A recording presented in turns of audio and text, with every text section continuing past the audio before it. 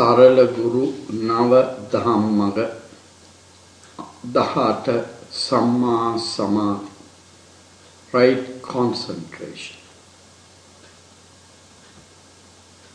අපට ධර්මයේ කියා දුන් අපවත් වී වදාළ පරම පූජනීය රේරුකාණී චන්ද විමල මානා හිමියන්ට ගෞරවනීය උපහාරයක් වේවා. වහන්සේ ප්‍රාර්ථනා කරන බෝධියකින් අමා මහ නිවන් සප ලැබේවා.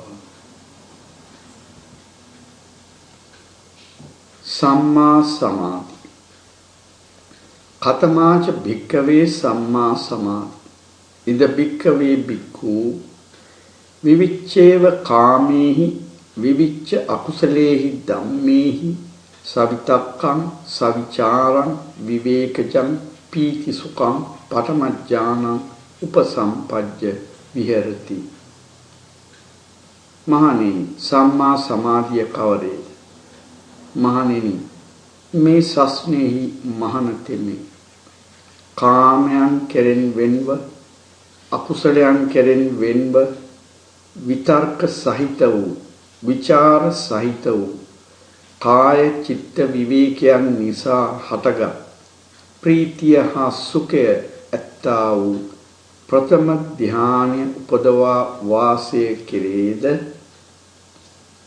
විතක්ක විචාරාණං රූප සමා අඤ්ඤත්තං සම්පසාදන චේතසෝ ඒකෝදි භාවං අවිතක්කං අවිචාරං සමාධිචං පීති සුඛං ဒုတိယ ඥාන උපසම්පජ්ජ විහෙරති. මහණති, මේ විතක්ක විචාරයන් සංසිඳ වීමෙන් ස්වසංතානේ හටගත් සම්ප්‍රසාදයෙන් යුක්ත වූ චිත්තයාගේ එකඟ බව වූ විතක්ක රහිත වූ විචාර රහිත වූ සමාධියෙන් හටගත්තා වූ ප්‍රීතිය හා සුඛය ඇති ද්විතීය ධ්‍යානය උපදවා වාසය කිරීද? පීතියාච විරාගා උපෙක්ඛකෝච විහෙරති සතෝච සම්පජානෝ සුඛංච කායේන පටිසංවේදේති යන්තං අරියා ආවික්ඛන්ති උපෙක්ඛකෝ සතිමා සුඛ විහාරීති තතිය ඥානං උපසම්පජ්ජ විහෙරති. මහණතෙ, මේ ප්‍රීතිය කෙරෙහි ඇල්මද හැර උපේක්ෂව වෙසේද සිහියෙන් හා නුවණින් යුක්ත වූයේ කයින් සුඛය විඳින්නේ වේ.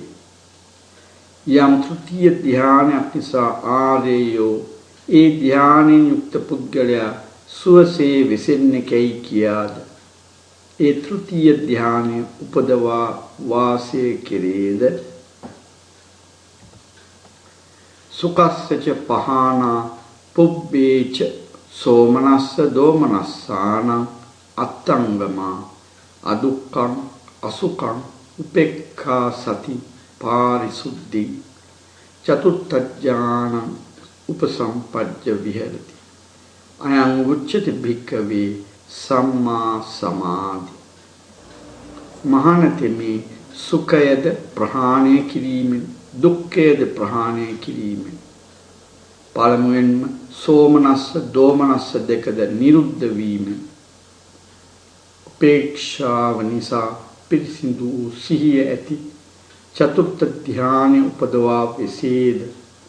මහණෙනි, මේ සම්මා සමාධිය නම් යන්නේ ප්‍රථම ධ්‍යානෙ විතක්ක විචාර ප්‍රීති සුඛ ඒකාග්‍රතා සහිත, ද්විතීය ධ්‍යානෙ प्रीति सुख एकाग्रता सहित, तृतीय ध्यान सुख एकाग्रता सहित, चतुर्थ ध्यान एकाग्रता सहित,